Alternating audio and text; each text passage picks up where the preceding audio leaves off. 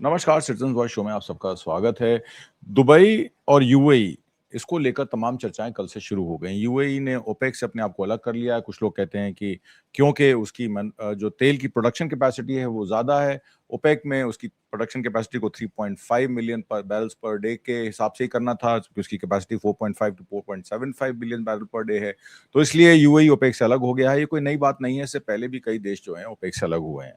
अब बात यह आ जाती है कि दुबई भी एक फाइनेंशियल हब है, मल्टीपल करेंसीज वहां से रन करती हैं, युआन, यूएई दिरहम, आयना, rouble, amongst others. Support de dollarisation in energy market, यानी कि डी डॉलराइजेशन इफेक्ट से दुबई के फाइनेंशियल हब को कोई फर्क नहीं पड़ता है। Oil contributes less than 2% of Dubai GDP.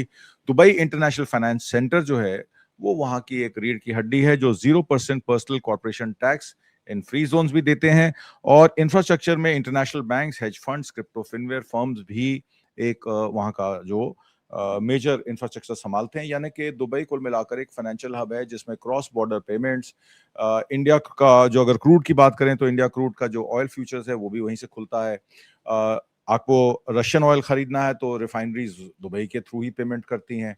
तो क्या यूएई का ओपेक से अलग होना और दुबई का एक फाइनेंशियल हब के रूप में फिर से कंसोलिडेट होना ईरान वॉर के बाद एक अच्छी बात है, या इसमें कोई विघ्न है? इस पर चर्चा करने के लिए हमारे साथ गिरीश जोशी जी मौजूद हैं। बहुत बहुत स्वागत है गिरीश जोशी जी, आपका। नमस्कार। धन्यवाद। आप आज एक सुबह बात बता रहे थे कि Dubai as an international hub for, because infrastructure उनके पास ऑलरेडी है, उनके पास इंटरनेशनल बैंक्स हैं, हेज फंड्स हैं, क्रिप्टो फाइनेंशियल फर्म्स हैं, एक नोडल पॉइंट है for clearing, trading and re exports. तो कई लोग ये मान रहे थे कि ईरान वॉर के बाद जो है ग्लोबल चेंजेस होंगे, दुबई यूएई कमजोर होगा, सऊदी अरेबिया कमजोर होगा और डिक्टेट जो है अमेरिका अपनी टर्म्स को करेगा। इस सारे मामले को आप कैसे देखते हैं? और Dubai emerging as a financial hub after this Iran war, a major financial hub as Iran war which also supports dedollarisation and BRIC plus, इसको आप कैसे देखते हैं? आत्मज जी, मार्च 26 का जो रिपोर्ट आया उसमें ग्लोबल इकोनॉमिकल जो हब्स हैं उसमें it has been ranked 7th number और इसका टारगेट है 2033 तक इट विल बिकम द 4, मतलब टॉप 10 में तो आ ही गया। अब जो स्टेबिलिटी में जो कंट्रीज में जो नाम आ रहा है उसमें यूएई इज बिफोर स्विट्जरलैंड, वो फर्स्ट आ रहा है। द रीजन इज कि जो एक बिजनेस के जो एक बेसिक नॉर्म्स होते हैं कि ईज टू डू बिजनेस हो, ट्रांसपेरेंसी हो, टैक्सेशन बड़े एम्बिग्यूअस नहीं हो, वो सारा उसमें क्वालिफाई हो रहा है। Now what he has done is कि भाई सारी करेंसीज में जहां पे कोई बेस वैल्यूज डिसाइड नहीं हो रही वहां पे इसने stable peg currency dirham to dollar कर दिया है, दैट इज 3.5725। अब उससे आपका एक वो बेस पॉइंट हो जाता है कि everybody will be able to, वहां पे कोई मतलब रेट डिफरेंस का डिस्प्यूट नहीं हो सकता है। अब इसके इनके पास जो दो सेंटर्स हैं, one is DIFC, Dubai international financial centre, वो ये सारे ट्रांजैक्शंस को काफी टाइम से हैंडल अच्छे से कर ही रहा है। अभी इन्होंने उसमें ADGM जो था अबू धाबी ग्लोबल मार्केट, वो उसका पूरा concentration into other products also, not only petroleum, तो FMCG वगैरह जो भी है उसमें होते हैं। तो इसमें मिडिल ईस्ट, अफ्रीका और साउथ एशिया का ये बहुत ही आइडियली लोकेटेड एक सेंटर था। हम लोगों ने पहले प्रोग्राम करा तभी बताया था कि भाई जिस दिन मौका आ गया दुबई ने सेट कर लिया, UAE will be getting back to the track not more than 90 days, क्योंकि उनका इंफ्रास्ट्रक्चर जो कहीं डिस्टर्ब नहीं हुआ है, फिर उनकी जो क्रेडिबिलिटी है कि उनकी सिक्योरिटी है, फिर जो कंसिस्टेंसी ऑफ लॉ है कि भाई उन्होंने एक बार कानून बना दिया तो फ्रीज हो जाता है, फिर you are free to act. अभी मैं किसी से बात ही कर रहा था क्योंकि यहाँ पे हमारे वहां के तो काफी बिजनेसमैन कई वर्षों से वहां पर है, तो उसको मैंने पूछा क्या चल रहा है फाइनेंशियल में, what do you think about Dubai, तो he give a very fine dialogue कि अभी टाइगर जिंदा है। बोलता है आप इसको डिस्टर्ब नहीं कर सकते हो, क्योंकि उसके पास जो इंफ्रास्ट्रक्चर है और एक लेवल ऑफ कॉन्फिडेंस है। अभी आप देखिए उसने डॉलर जैसे ही फिक्स करा है वो पैक वैल्यू में, उसके बाद पास्ट में भी इंडिया के साथ तो उसके एडनॉक के जो पेमेंट्स थे वो रुपीज में करते थे, रशिया से जो ऑयल हमको आता था उसका पेमेंट भी वहां से एकोमोडेट होता था कि they used to pay rupee converted into rouble and give it to Russia. मतलब ये ऑलरेडी ब्रिक्स की करेंसी में जो बार्टर सिस्टम या वोस्ट्रो अकाउंट जो चल रहे थे वो वहां पे प्रैक्टिकली वर्केबल हो गए 2 साल से। अब इसके अंदर आप देखिए तो रशिया का पेमेंट भी दिरहम में करना है और वहां पे इन्होंने सारी बैंक्स को ऐसे क्लब करा है विद इन द कंसोर्टियम कि अगर मेरे को अभी ये जैसे ही ओपेक में से निकला है तो सबसे बड़ा एडवांस क्या है, तो पहले इसको जो इन्होंने क्लब किया था कि 3.5 लाख बैरल से ज्यादा प्रोड्यूस नहीं कर सकता है, that is now gone. Now he wants to come up to 5 lakh barrels per day. Fujairah का जो इनका जो ऑयल इंडस्ट्रियल जोन था, दैट इज फ्री टैक्सेशन, और वो बाईपास करता है आपका स्ट्रेट ऑफ हॉर्मोन्स। उस पे हिट किया गया था जब तक कि उसमें अमेरिकन सिस्टम्स काम कर रही थी। अभी ऐसा मेरा मानना है कि वहां से जैसे उनका एडमिनिस्ट्रेशन हट जाएगा तो Iran will not be able to disturb them या will not intend to disturb them. वो होता है तो सऊदी अरेबिया के बराबर प्रोडक्शन कैपेसिटी इसकी भी हो जाएगी। तो now he is coming into OPEC से निकल जाने के बाद इनके ऊपर कोई क्लबिंग नहीं रहा है, कोई कोटा सिस्टम नहीं रहा है, तो एवरीबडी। और दुबई में क्या है, नियरिंग टू आप देखिए जैसे कतर है, ओमन है, अभी वो गैस के लिए तो कतर पहले ही निकल चुका था। तो वहां पे जो भी डीलिंग हो रही है वहां पे कई छोटी छोटी कंट्रीज है वो स्पॉट परचेज करती है, तो उसको ओमान से सस्ता मिल रहा है, मस्कत से मिल रहा है, कहीं और से मिल रहा है, तो ये स्पॉट परचेज करने में पेमेंट कहां से करेगा? तो उसके जो भी प्लस मनी पड़े हैं किसी भी करेंसी में, that bank itself will convert and allow him to pay. तो ये जो एक बहुत बड़ा फैसिलिटी इन्होंने शुरू कर दिया है। और इसमें सबसे अच्छा क्या करा इन्होंने कि ये जो DIFC है इसमें इन्होंने एक कोर्ट बना दिया है, ये दुबई फाइनेंशियल सर्विसेज अथॉरिटी बना दिया है। वो आपका जो भी डिस्प्यूट होगा वो आपको कोर्ट में नहीं जाना है, वो वहीं पे फाइनेंशियल एक्सपर्ट बैठे होंगे, वो आपको सेटल कर देंगे। तो एक तो ईज टू डू बिजनेस हो गया। और फिर आप देखिए कि टैक्सेशन में एक तो डबल टैक्सेशन अवॉइडेंस वहां पे है, डबल टैक्सेशन आपको लगता नहीं है, पर्सनल इनकम टैक्स नहीं है, कॉर्पोरेट टैक्स इज 0। तो आप प्रॉफिट मार्जिन ही पकड़ लो। इसमें एक सिंपल एग्जांपल, हमको अभी कोई पायलट, उसका ब्रदर पायलट है एमिरेट्स में, वो बोल रहा था कि भाई ब्रदर इधर आता तो एक ही आर्ग्यूमेंट करता है, वहां पे मेरे को 1 लाख रुपए मिलते हैं तो मैं 1 लाख रुपए इस्तेमाल कर सकता हूँ, बचा हुआ पैसा यहाँ बेचता हूँ तो वो 22 रुपया हो जाता है। और फिर बोलता है वही अगर इंडिया में कंपैरिजन करें तो 1 लाख रुपया मिलने पे 30,000 रुपया तो गवर्नमेंट ले जाती है, उसका रिटर्न एडवांटेज कुछ नहीं। फिर वहां पे education is safe, family is safe, security is very big, क्योंकि वो क्राइटेरिया तो कहीं आज भी यूएई का डिस्टर्ब नहीं हुआ है, वो उनकी कैटेगरी जो है वो मेंटेन्ड है। तो दीज ऑल थिंग्स, ये आपदा में अवसर जैसे दुबई ने अपने आप को ग्रो करवा लिया। एक तो जो 1.5 लाख बैरल उसका प्लस हुआ है, that is source of income, और जैसे ही सेटल हो रहा है स्ट्रेट ऑफ हॉर्मोन्स, आज नहीं तो कल सेटल हो जाएगा। और अगर इसको फुजेरा से ऑपरेशंस नॉर्मल करने देते हैं तो अभी भी जो 1.5 लाख बैरल इनका पाइपलाइन से जाता है अबू धाबी से फुजेरा तक, वो ऑपरेशनल हो जाता है तो एक फाइनेंशियल स्टेबिलिटी वैसे भी आना शुरू हो जाएगी। फिर सबसे बड़ा एडवांटेज वहां पर यही बोलते हैं बिजनेसमैन की भाई एक बार जो कानून बन गया और उसमें जो हमको रिलैक्सेशन मिला है दैट इज दैट। और फिर उनके जो कॉमर्शियल सेंटर्स में बने हुए हैं उसमें you go for anything and you are guided properly और वो आप कर सकते हो, it is very free, licensing are very easy. अब इन्होंने क्या करा है, जो भी माल निकलता है वहां से इनका सबके जगह डिस्प्यूट होता है ITCHS में, that is certificate of origin. अब सर्टिफिकेट ऑफ ओरिजिन में ऑयल बिजनेस के अंदर इन्होंने ट्रेडिंग, रिफाइनिंग और एक्सपोर्टिंग, ये तीनों को क्लब कर दिया है। तो अब अगर आप कोई भी छोटा सा प्रोसेस भी करते हो, अगर आप उसको बल्क में मंगा के उसको आप टिनिंग कर देते हो या आप उसको छोटे पैकेजेस में डालते हो तो certificate of origin will now be from Dubai. तो ये जो अरेंजमेंट्स हो गए कि पहले अगर सैंक्शंस लगते थे तो भाई सर्टिफिकेट ऑफ ओरिजिन अगर चाइना का या रशिया का है तो you are covered by the sanctions. तो ये भी इन्होंने एक बहुत मतलब पूरा एक ढांचा ऐसा सेफ खड़ा कर दिया कि people will start running that. और ये एक मिसनोमर था कि भाई वहां पे बम्बार्डिंग हुई, लोग छोड़ के भाग के आ गए, वो जो डरपोक होंगे चले गए। मैं तो कई फैमिलीज को जानता हूँ बरसों से वहां पे, they already travelling up and down, उनको लगता है वहां पे ऐसा कुछ है नहीं, क्योंकि ये आपकी गारंटी है कि आपकी सिक्योरिटी जो है that is guaranteed by the government and they abide by that.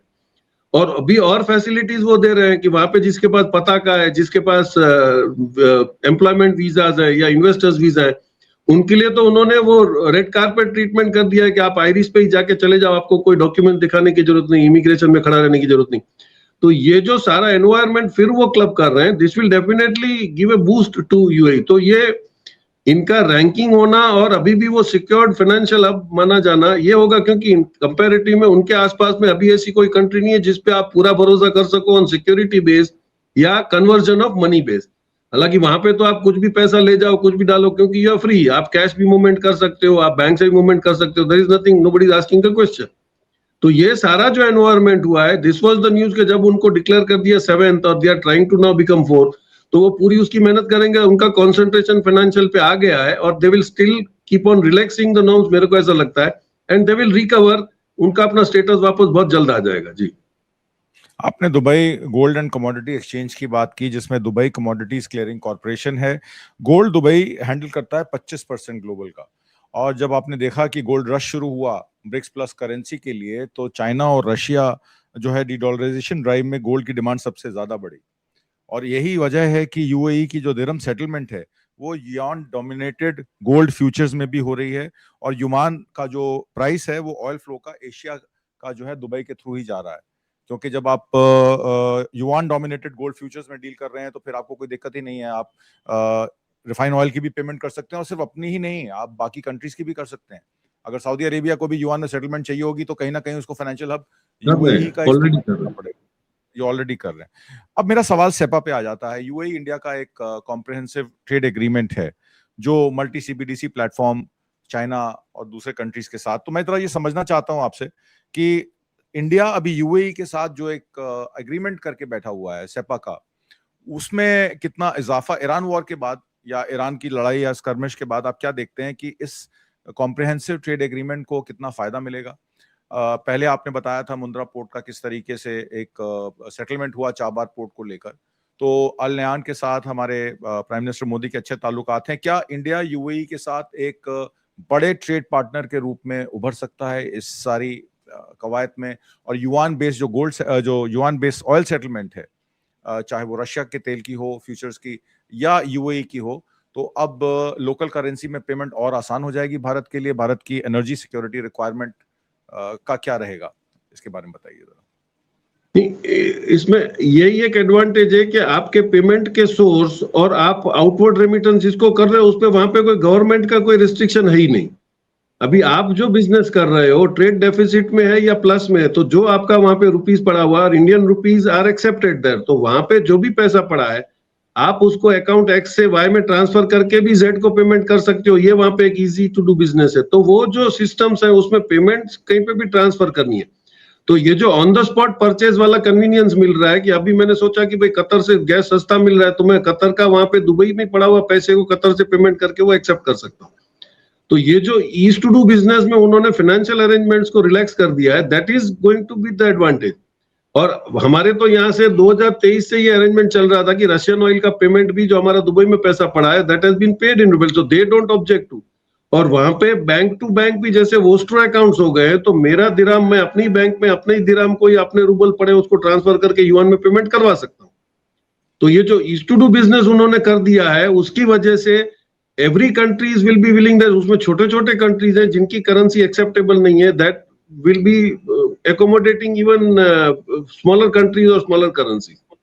Africa is coming into a big way, वो दुबई को पता है। और जैसे वो ट्रैवलिंग का बहुत बड़ा हब है, टूरिज्म में अभी भी उसका कोई डैमेज नहीं है। टूरिज्म में पीपल उनको जो इनसिक्योर फील हो रहा है, लेकिन पीपल आर स्टिल गोइंग। ऐसा तो है नहीं कि भाई वहां पे बड़ा खतरा खड़ा हो गया या नहीं जा रहे। तो वंस दैट सप्लाई कि अब वो ठीक है भाई हो रहा है, सारा मामला पूरा हो गया, अब इनका जो भी सेटलमेंट होना है होता जाएगा, तो they are going to bounce back. लेकिन बाउंस बैक के साथ उन्होंने जो ओपेक से निकल के जो अपना एडवांटेज प्लस कर लिया, वो सरकार को पैसा ज्यादा मिलेगा। जैसे ही ट्रेड वहां पे बढ़ेगा, ये सिक्योरिटी नॉर्म्स और रिलैक्स करेंगे, तो आपका वो उनका जो बेस है वो तो है ही है, वहां पे आपको कोई इनसिक्योरिटी फील नहीं हो रही। Your travelling will be made more easy. अभी इन्वेस्टमेंट जिन लोगों ने किए थे वहां पे करोड़ों रुपए, और वो डरे हुए हैं और वापस आते, ठीक है, लेकिन nobody has sold off this property. Real estate में जो ये स्टेटमेंट दिया जा रहा था कि 25% डाउन हो गया, दैट इज बिकॉज की जो कंपनियां जाती थी वो अपने आदमियों के लिए जो फ्लैट्स वगैरह हायर करती थी उसमें वो प्रेशर थोड़ा आया है। लेकिन people who have already bought a property, जिनके पास गोल्डन वीजाज हैं, that doesn't make a big matter to that.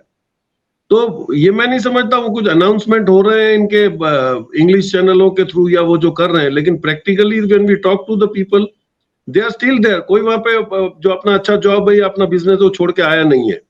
लेकिन this will be to the advantage कि अभी है जो आपको बिजनेस करना है, इसमें सबसे बड़ा एडवांटेज होगा कि जैसे ब्रिक्स में इन लोगों ने अब बेस डिसाइड कर लिया कि 40% gold, 60% of your market value. अब मार्केट वैल्यू जब आप दुबई में डालते हो तो आपको डॉलर कन्वर्जन का बेस पता है, तो you can make the payments on that, तो उसमें कोई डिस्प्यूट भी खड़ा नहीं होगा। तो आपको डॉलर डीडॉलराइजेशन तो आपने कर ही दिया, आपने सारी करेंसीज को एक्सेप्ट कर दिया। और जैसे ही 2025 में सऊदी अरेबिया ने बोल दिया कि भाई पेट्रो डॉलर अब नहीं चलेगा, yuan dollar Iran indirectly introduce कर रहा है और वो सक्सेसफुल भी हो गया, many countries have started paying in yuan. तो अब युआन पे भी प्रेशर नहीं रहे या युआन का भी डोमिनेशन नहीं हो, इसलिए they have opened up telling that we will be dealing in all the currencies with the base point. तो आप समझ लीजिए कि ग्लोबल मनी ट्रांजैक्शन का हब अब दुबई बनता चला जा रहा है और पीपल विल प्रेफर देयर क्योंकि कुछ नहीं होगा तो छोटी सी ऑफिस खोल के भी वहां पे अगर वो अपना स्क्रू ड्राइवर टेक्नोलॉजी से भी काम करना शुरू करेंगे तो they get certificate of origin manufactured in Dubai. तो उसमें वो सैंक्शंस में से भी वो एक रास्ता उन्होंने निकाल लिया, और वो पहले से भी ऑयल में तो चल ही रहा था। ऑयल ईरान से जो आता था उसमें दुबई में नहीं रिस्ट्रिक्शन था, तो दुबई में आने के बाद वो उनका रीपैकिंग करके दुबई के सर्टिफिकेट से ऑयल आ ही रहे थे, लुब्रिकेटिंग ऑयल्स थे, ग्रीस था वगैरह सब। तो it is getting it easy. और अभी जो ये चेंजेस है फास्ट मूविंग, उसमें जो अपॉर्चुनिटी ले पाएगा वो पहले पहुंच जाएगा, वो कर लेगा। क्योंकि अभी उसमें ये जो होगा, जितना ये बैकवर्ड गए उससे ज्यादा फोर्स से वो फॉरवर्ड में आ जाएंगे। उसी भरोसे पे इन्होंने बाय 2033 बोला है कि we'll be the fourth safest economy, global economy, transaction economy. तो this is what is happening जी। इसमें ट्रेडिशनल पेट्रो डॉलर हब्स जो थे, यूएस यूके फाइनेंशियल सेंटर्स, वो some they will lose some structural demand if oil, जैसे आपने बताया कि ऑयल प्राइसिंग और सेटलमेंट जो है वो डाइवर्सिफाई ऑलरेडी हो चुकी है। युआन में भी पेमेंट सेटल हो रही है, रूबल में भी पेमेंट सेटल हो रही है। दुबई के पास एक एडवांटेज है क्योंकि उसके पास मल्टी करेंसी कमोडिटीज और ट्रेड फाइनेंस प्लेटफॉर्म्स हैं जो एग्जैक्टली इस मल्टीपोलर वर्ल्ड को अलाइन करते हैं। ट्रंप साहब ने कल कहा कि यूएई ओपेक से बाहर हो गया, बहुत अच्छा हुआ है, इससे जो तेल की खपत है वो इम्प्रूव हो जाएगी, लिक्विडिटी इम्प्रूव हो जाएगी। यूएई ने बहुत अच्छा कदम उठाया। ट्रंप साहब ने इसको वीटो क्यों किया? मतलब अमेरिका का कुछ फायदा है इसमें? मैं जरा आपसे लास्ट में ये समझना चाहता हूँ। नहीं, देखिए, ओपेक का बेसिकल आइडिया किसका था? यूके, यूएसए और नीदरलैंड्स का। उस वक्त ये रिफाइनरियां चलाते थे तो इनकी बात भी चुपचाप मानी गई, और जो गलती हो गई सऊदी से कि उसने डॉलर, पेट्रो डॉलर एग्री कर लिया था, तो दे वर बाउंड बाय दैट। लेकिन Dubai is, UAE is not bound by that. और ऐसा तो है नहीं कि दुबई के पास ऑयल कम होगा तो उसने अपने आप को कमर्शियल अब बना लिया है। तो Abu Dhabi is still there with the great reserves of oil. तो being into all that seven, इन्होंने बहुत अच्छे से सेवन एमिरेट्स को ऐसे क्लब करा है कि एक जो है वो कमर्शियल है, एक जो है वो टूरिज्म का अट्रैक्शन है, एक जो है वो ओशन फेसिंग है। तो वहां पे इन्होंने ट्रांजिट पॉइंट्स बनाना शुरू कर दिया है, तो ऑलरेडी वहां से ऑपरेट कर रहे हैं। और फ्री जोन्स का जो इनका कॉन्सेप्ट है, पहले ऐसे होता था इनिशियली 80s में कि भाई आपको एक अरबी है, उसको आपको पार्टनर रखना पड़ता था, फिर वो पार्टनर अकाउंट ऑपरेट करता था और आपको as a sleeping partner use करता था। अब हो गया, उसके बाद 90s में एक चेंज आ गया कि भाई उन्होंने वकील खिदमत का सिस्टम शुरू कर दिया कि भाई आपने उसको रिटेनरशिप देनी है, उतना ही उसकी रिस्पॉन्सिबिलिटी होगी, अकाउंट आप ओपन करिए चलिए। उसके बाद फ्री जोन्स जो आ गए उसमें 100% ओनरशिप देना इन्होंने शुरू कर दिया। तो पीपल आर हैप्पी देयर, जिनको एक्सपोर्ट इंपोर्ट का काम करना है, कंज्यूमर्स तो उतना गल्फ में है नहीं, तो जो एक्सपोर्ट इंपोर्ट का ट्रांजिट काम कर रहे थे दे वर हैप्पी। अब फुजेरा का तो इन्होंने ऑयल इंडस्ट्रियल पूरा जोन बना दिया है। फिर आपका जबल अली का फ्री जोन है, वो that is doing very well कितने सालों से। फिर रसल खेमा में है। तो इन्होंने जैसे फ्री जोन्स बनाए और आपको पूरी लिबर्टी दी है काम करने की, तो सबसे बड़ा एडवांटेज ये है कि आपको पता है कि वहां पे फ्रीजिंग ऑफ लॉ होगा। आपने कुछ लॉ बना दिया, वो राजाशाही है, उसको जब तक गलत नहीं लगेगा वो उसको वो कोई चेंज नहीं करेगा। डेमोक्रेसी जैसा नहीं कि गवर्नमेंट चेंज हो गई तो शायद उसमें कुछ फेरफार।